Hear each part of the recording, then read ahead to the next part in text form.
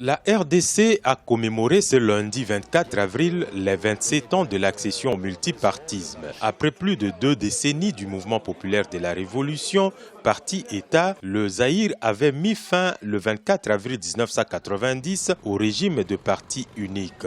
Contraint par les contextes politiques mondiaux, poussé d'une part par la perestroïka, mais aussi des contestations internes réclamant plus de démocratie, le maréchal Mobutu s'était lancé dans une tournée dans le Zaïre profond pour des consultations dont les conclusions ont été à la base de ses discours historiques.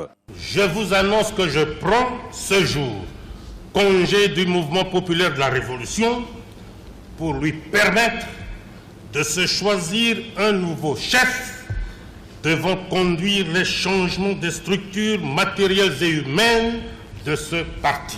Pour rompre avec le monopartisme, le maréchal Mobutu avait lancé le multipartisme à 3. Devant la pression des acteurs politiques et de la population, il finira par accepter le multipartisme intégral. Près de 30 ans après ces discours historiques, le pays compte à ce jour 477 partis politiques.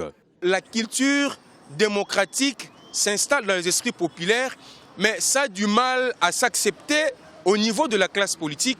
D'abord pour le pouvoir, les dirigeants qui ne manifestent pas la culture de l'alternance au pays. En 27 ans de multipartisme, le pays n'a pu organiser les élections démocratiques que par 2 fois, soit en 2006 et 2011, selon les observateurs de la scène politique congolaise. Après 27 ans sans une alternance démocratique, cette situation ne place pas le pays sur la liste des bons élèves en matière de démocratie.